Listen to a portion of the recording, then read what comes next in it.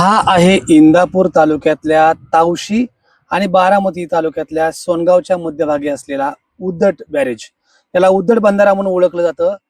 नीरा भीमा कृष्णा भीमा मराठवाडा सिंचन प्रकल्पातला हा एक बंधारा होता आणि या लिंक 5 मधला हा जो बंधारा आहे त्याचं काम झालेलं आहे.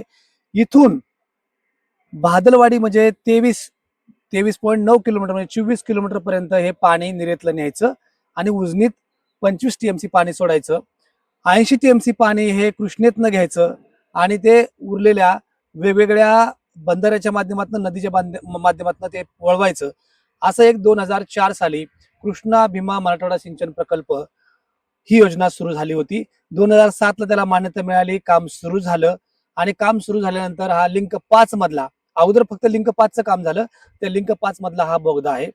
आता हे नव्यानं सांगायचं कारण असं की आता नव्यानं पुन्हा Krishna flood diversion Krishna flood diversion नावानं कृष्णा भीमा जलसंजीवनी नावाचा नवीन प्रकल्प सरकारने आणलाय आणि आता तो प्रकल्प 13,622 कोटी रुपयाचा आहे. हा प्रकल्प असा आहे की पुन्हा उजनीमध्ये 25 टीएमसी पाणी सोडायचंय आणि 50 टीएमसी पाणी कृष्णेतनं उचलायचंय.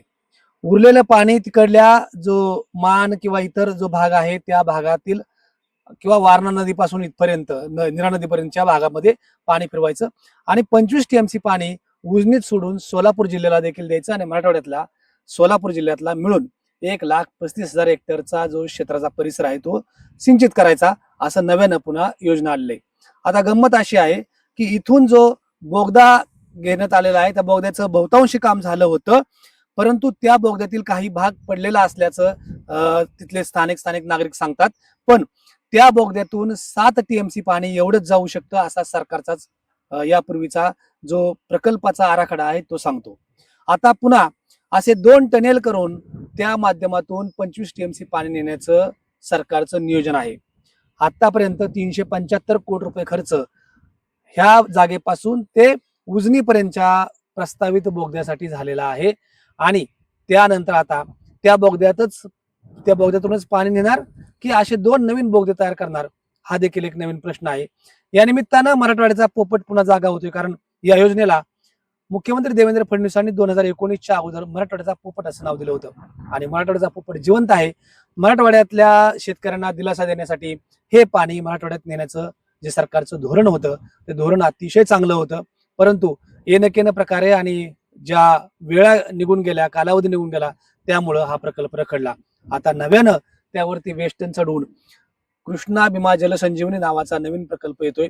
अर्थातच त्याची किंमत वाढलेली आहे, ती 13,622 कोटींवर गेलेली आहे. साप्तेवाडी बंधाऱ्यापासून ते निरेच्या या बंधाऱ्यापर्यंत पाणी आणायचं. या बंधाऱ्यातून तेच पाणी 24 किलोमीटर अंतरावर असलेल्या उजनीमध्ये 25 टीएमसी सोडायचं. यासाठी सरकारचं जे धोरण आहे ते असं आहे की 182 क्युसेक्स प्रति सेकंद वेगानं हे पाणी नेलं जाईल. 90 दिवसामध्ये या नीरा नदीतलं पाणी उजनीत सोडायचं नव्यानं सरकारनं आखलेलं आहे. हा प्रकल्प किती व्यवहार्य हा नंतरचा विषय, परंतु सरकारच्या मनामध्ये मराठवाड्याला पाणी देण्याचं मात्र धोरण आहे आणि त्याबरोबरच सोलापूर जिल्हा, सातारा जिल्ह्यातला काही भाग, सांगली जिल्ह्यातला जो दुष्काळी भाग आहे तो देखील सिंचित करायचं सरकारचं धोरण आहे.